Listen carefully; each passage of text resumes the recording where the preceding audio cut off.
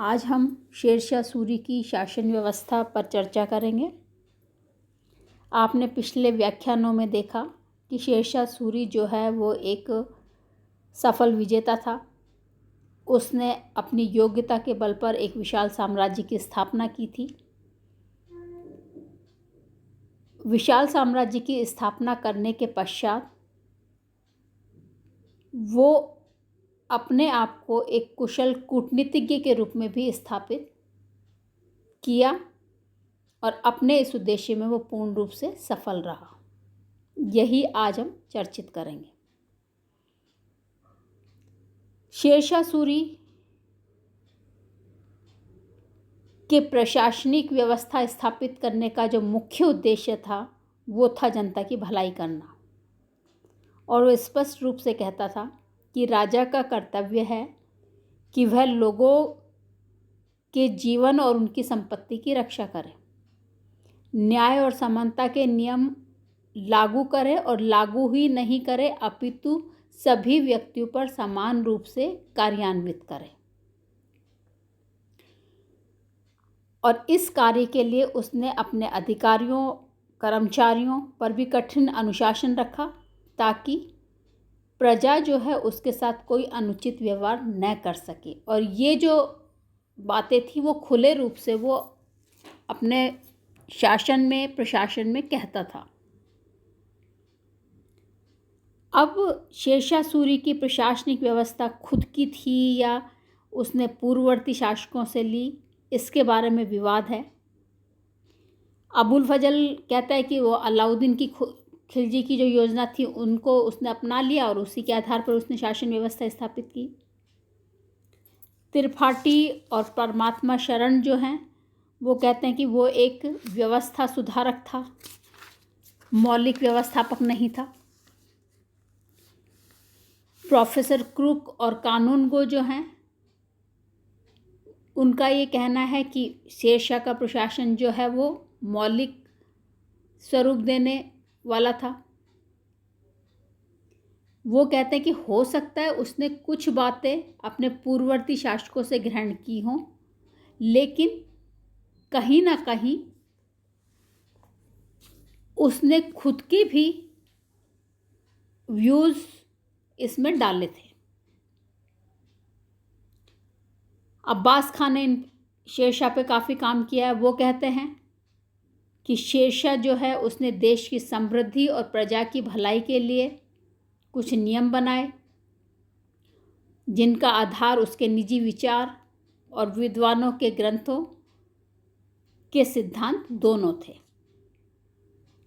लेकिन ये सबका मानना है कि शेरशाह के प्रशासन में प्रजा हित ही सर्वोपरि था और उसने अपनी प्रजा की भलाई के लिए कार्य किया और करने के लिए अपनी शासन व्यवस्था स्थापित की।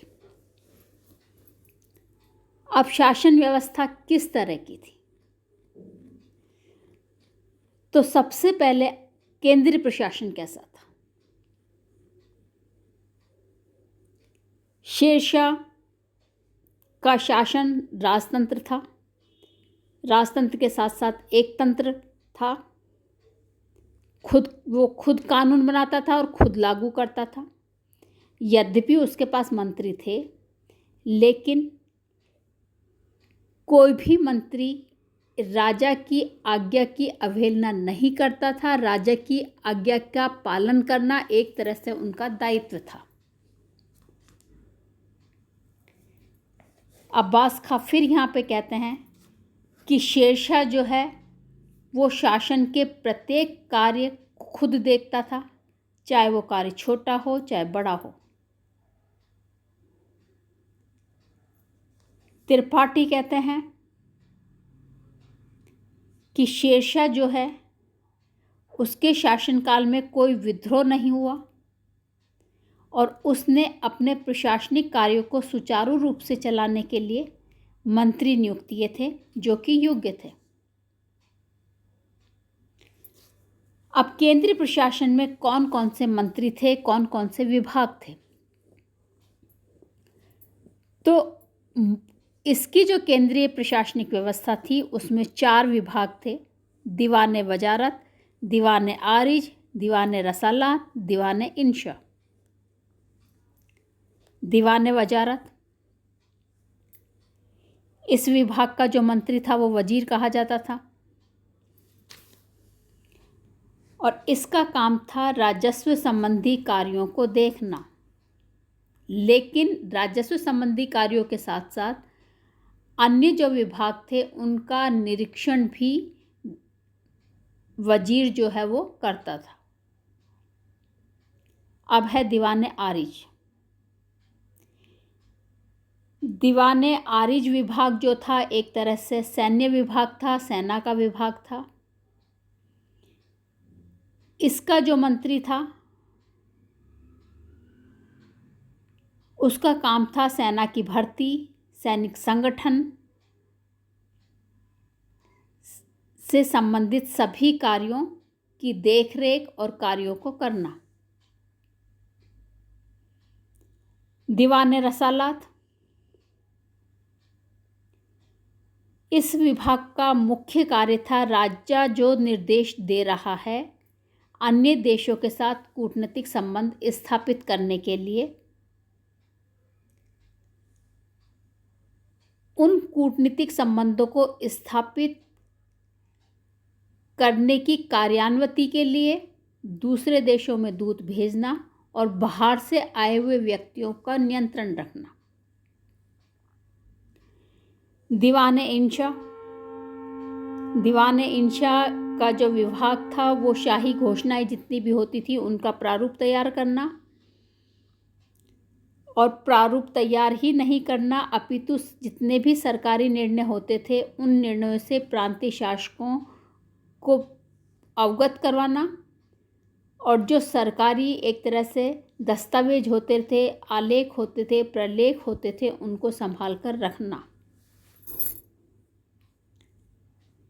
इन 4 मुख्य विभागों के अलावा 2 और विभाग थे जो कि जिनका महत्व इन 4 विभागों से थोड़ा कम था। पहला विभाग था दीवान कजा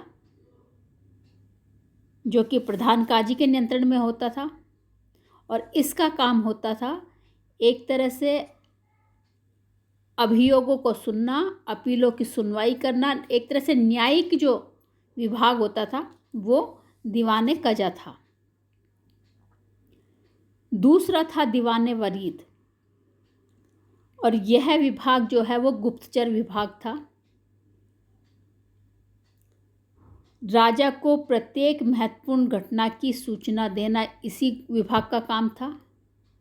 डाक का कार्य जो था वो भी यही विभाग करता था और इसके अतिरिक्त एक और अधिकारी होता था जो शाही महल जो होता था, बादशाह शेरशाह का व्यक्तिगत गृह प्रबंध जो होता था वो इसके द्वारा चलाया जाता था और ये अधिकारी होता था खान ए सामा। ये केंद्रीय प्रशासन में विभाग और अधिकारी थे जो शेरशाह को राजकार्य करने में सलाह देते थे, लेकिन अंतिम निर्णय जो होता था वो शेरशाह का ही होता था। अब आता है प्रांतीय प्रशासन। अपने शासन को व्यवस्थित, सुचारू, संगठित ढंग से चलाने के लिए शेरशाह ने राज्य को अनेक भागों में विभाजित किया था। अब ये जो भाग जो बांटे गए थे ये क्या कहलाते थे इसके बारे में विद्वानों में मतभेद है। कोई कह रहा है सरकार कहा जाता था, कोई कह रहा है इक्ता कहा जाता था, कोई कह रहा है प्रांत कहे जाते थे।